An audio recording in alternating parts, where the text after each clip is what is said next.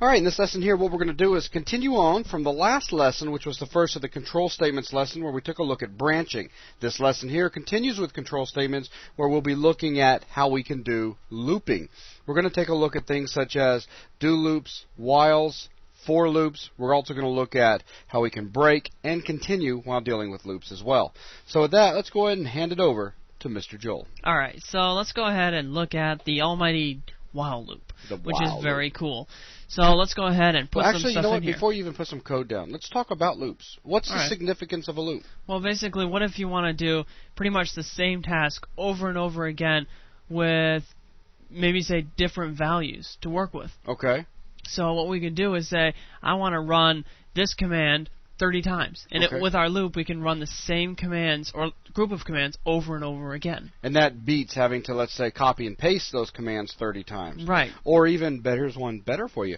What if you have to repeat a series of commands or a group of commands an unspecified number of times when you design the application? It depends on perhaps some input that we get from the user. Right. So then you wouldn't know how many times that you need to put the command or group of commands down. Exactly. So looping can be very powerful and save you a lot of typing. That's for sure. Okay. So let's go in here and let's start out with the while loop. Let's just create another variable. Let's say x. An integer x, it's equal to 0. Okay. You know the drill. Absolutely. So let's create a loop. And, of course, we have our identifier while here, and we're going to have the loop with the parentheses, and same as in a if statement, we're going to have an expression that if evaluated to true, it will go inside our loop and continue our loop. Something like while x is less than... Right, well, x is, let's say, less than 5. Okay. Okay, so actually let's go in here and put a larger value in here. Let's say 10, and let's actually change this. I'm sorry. Let's say if x is... greater than 0. Okay, so while x is greater than 0, loop through what's going to be put inside of this actual bracket. You set up to do a countdown? Yes, I am. Okay, just wondering. So what the we other can way do, would have been a count up. Okay, keep going. Very funny. Just to let everybody know, we don't really put anything together before we do these. That's why Joel's running in one direction and I'm running in another in regards to the example we want to show. But since I'm just the student, I'll let the instructor do the talking. You're really bad, student. I'm sorry. All right. So what we can do is say x minus minus, which, as you remember, is x equals x minus 1. That's right. So what's going to happen here is we're going to go into our loop and then go here, and it's going to say, is x greater than 0? Well, yes, it's 10. So we're going to go inside of our loop, decrement x, so it's going to be 9. Then we're going to go to the ending brace here, go back to the top here where we check for the expression here again. Check if it's true or false. Check if it's true or false. And if it's true, which it is, 9 is greater than 0, we loop through it again and again and again until finally we get to the top where x is no longer greater than 0. X is 0. Right. At that point, this evaluates to false, and it'll go outside of the loop to the line, basically the line after the ending curly brace. That's right. So if we have, say, cout end of loop right here, let's put a end line right there. And as a quick reminder for those of you guys that just saw the last lesson where we talked about if statements, when you only have one statement that's going to be executed like this, again, you don't need to have your... You do not need to have them. Blocking symbols in there. However, I'm going to need it because right here I'm going to put a cout and I'm going to say, well, I'm just going to print out x, so it's going to be a countdown. Yeah, just a number. That's cool. So now watch this. Let's debug this, but first, let's start out by making that a 3. Okay. A few too many loops is a bad thing. So let's press F9, set a breakpoint, press F5. Yes, we want to build. If we go in here, our x is some random crazy value. Press F10 to go to the next line. Now x is equal to 3. Now we've got to our while loop here, and our expression is going to check whether this is true or false. Okay. And x is greater than 0, so what's going to happen, you'll notice the arrow here is pointing at line 9. We go in, and it is true, so it's going to go inside of our loop here. And at this point, you'll notice x is still 3 down below. X is still 3, and we're going to print out x with an end of line. So we go to that, and you'll notice that it did print out 3. Good. X minus minus, we run that, and now x is 1 less than it used to be, so it's 2. Now, right now we're at this ending curly brace right here. If we press F10 again, we go back up to the beginning of the while loop where it's going to check to see if x is greater than 0. Right, and in this case, is 2 greater than 0? Yes, yes. It is. If you say yes, that's like you're asking yourself, should I do the loop? And if you answer yes to your little test right here, then yeah, do the loop. Right. So, Joel, is 2 greater than 0? Yes, it is. You just said yes, do the loop. Yes, There's an interesting way for beginners to look at it. Right. So we have the cout x. So now let's print that out, and of course we have it here. Go through, we decrement it, go back up to the beginning. Bottom, it's been shifted to a value of 1. Now it's been shifted to 1. Now if we press it again, 1 is still greater than 0, so it goes inside the loop, prints out the 1, decrements it. Now it's equal to 0. If we go back to the top right now, you'll notice that it's going to check it, but 0 is not greater than 0. Right. So it's going to go to the outside of the loop, the next line outside of the loop. Watch the yellow arrow. Watch the yellow arrow. Press F10, and now we jump to the next line. Nice. So now we're going to print cout end of loop. If we look over here in our console, it says 3, 2, 1, end of loop. Aha! Very cool. So we can stop debugging, and that's really the basic look at a while loop. Okay. Now another thing that's kind of interesting, let's go ahead, since right here, what's x going to be, Buzz? What's x going to be right there? I would probably say 0. Yes. So let's say x Did I guess right? Did I guess right? Yes, you guessed right. Sweet. You're such a wonderful student. Yeah, excellent. So x equals 3. Let's reinitialize it to 3. And we're going to do another kind of loop, a do-while loop, basically. So we'll call this do. Hey, you know what? Just to show students how we can go in there and quickly comment stuff out, use your multi-line comments to comment the first... Mine as well. So let's go in here and... / and the asterisk, / and that comments out that whole section. Sweet. So we can actually get rid of this x equals 3. That's right. So we can go into here, and we have a do here. Now this is very, very similar to a while loop, but instead of having the check being done at the very beginning, we're going to do the check at the end. So first we have our identifier, do, and then that means it goes directly into our loop. That's right. No matter what, when it gets to our loop here, it's going to run the commands that are inside of our bracket, inside of our area here, directly. And the At least once. significance of this is coming into the while loop, there is a possibility that we may never execute what's inside this loop. Exactly, because if x is equal to 0 at first, it's going to go into the while loop and say, wait, 0 is greater than 0. That's right. So it's going to skip the whole loop totally entirely. Skip it. With our do, it's going to always run at least once. Right. And again, these are things that you'll get into in the future. You start really getting into logic. You're going to find yourself in situations where you may say, you know, I need to run this loop if a certain conditions happen, and if a value comes in, start doing it. Right. But there's a possibility I may not. Or you may be in a situation where you say to yourself, I have to at least run this once for whatever reason. Exactly.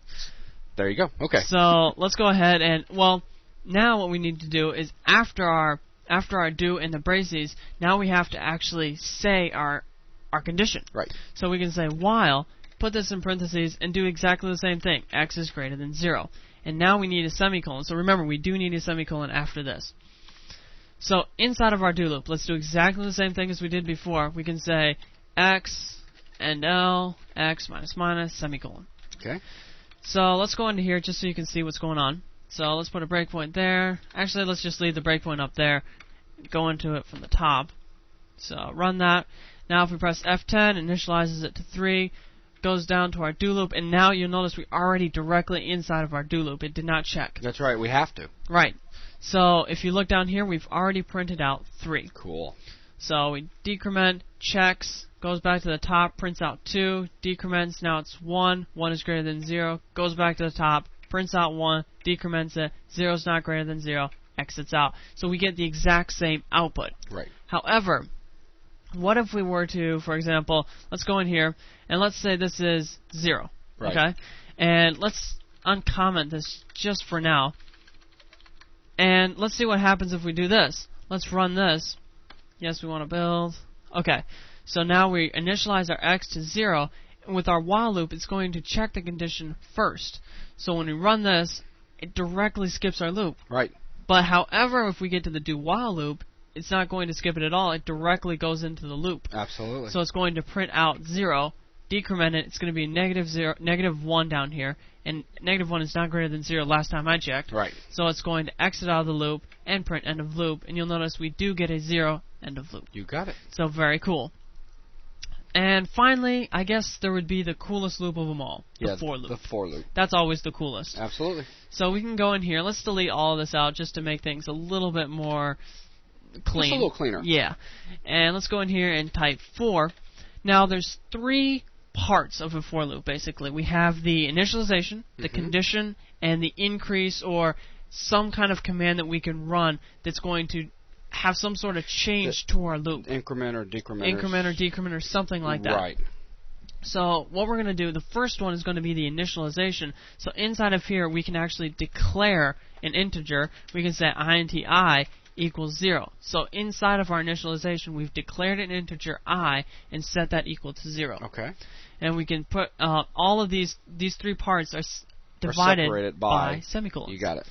So we can say I, this is our condition, is less than, say, 5. Then we can end that with a semicolon, and the last part is going to be the increase, decrease, or whatever, and this is going to say I++.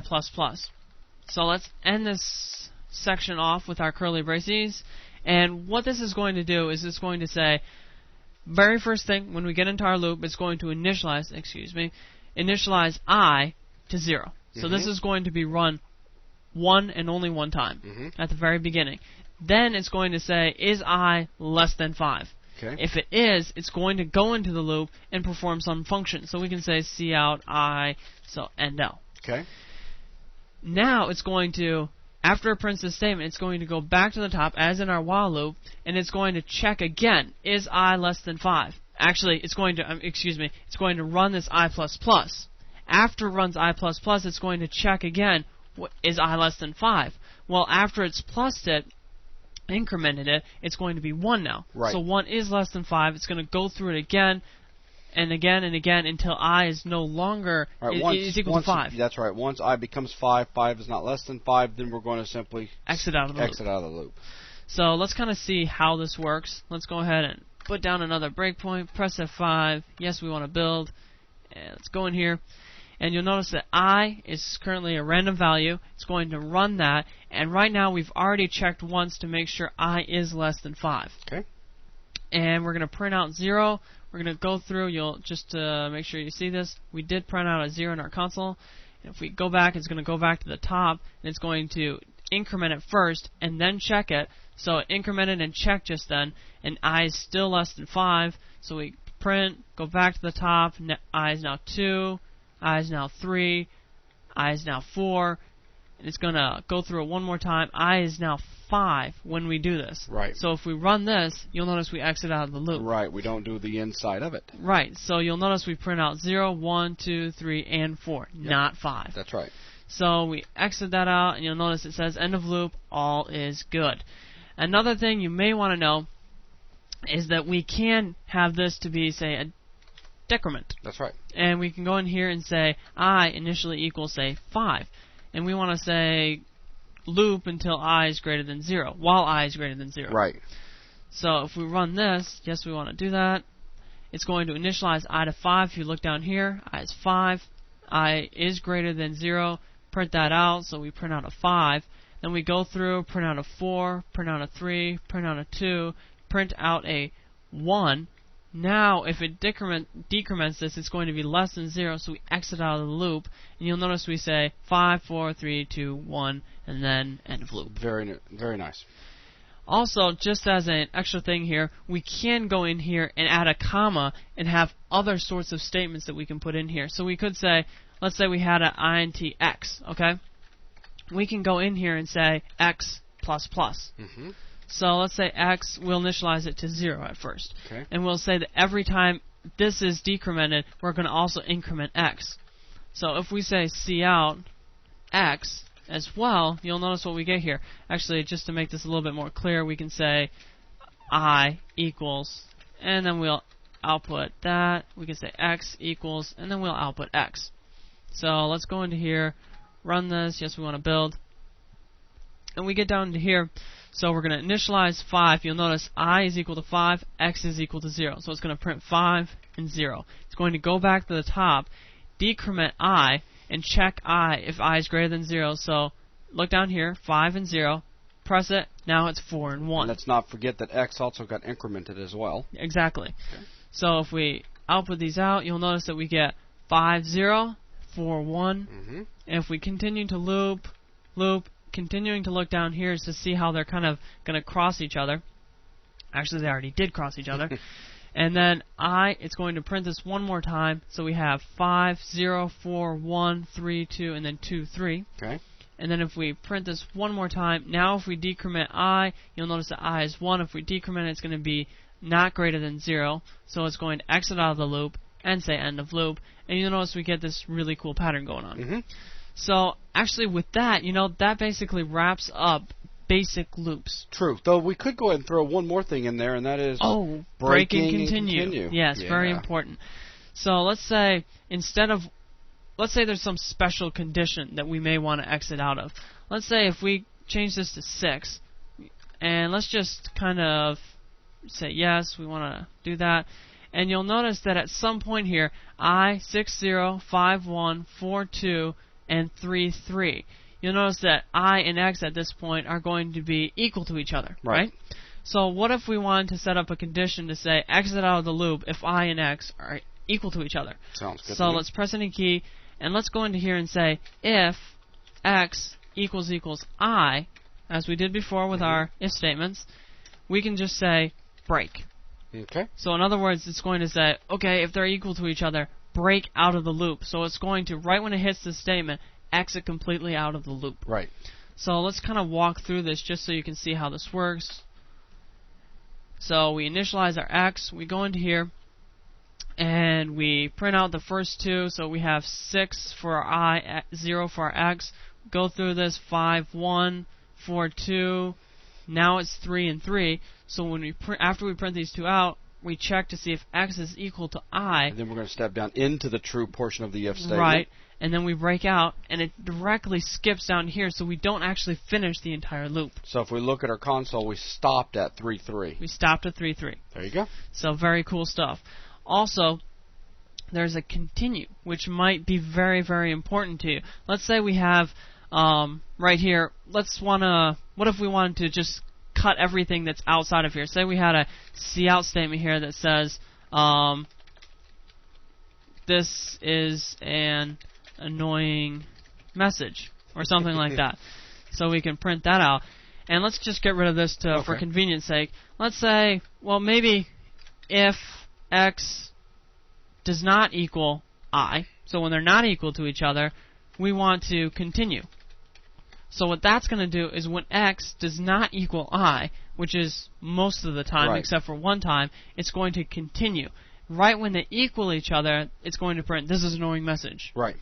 So basically the continue is just going to immediately jump. Yeah, it's going to skip everything else inside the loop and jump right back up and start another iteration of it. If it needs to. Right. Okay. So let's press F5, and yes, we want to build. And let's go in here and test this out one more time. So I and X are not equal to each other, so it's going to go to the continue statement here, jump back to the for loop, completely disregarding this right here. Very nice. So we can just loop through here really fast, and now 3 and 3 are equal to each other, so it skips the if statement if it equals to false. So now we get to our cout, and it prints out this is an annoying message. And you can see this is an annoying message. Just one time. Just one time. So we go all the way through this, exit out, and you'll notice that if we go back to the console, we've only got one of those messages in there. Exactly. Very cool. So I guess with that actually does wrap up the lesson. Yeah, that's going to bring the lesson to an end. So thanks a lot, everyone.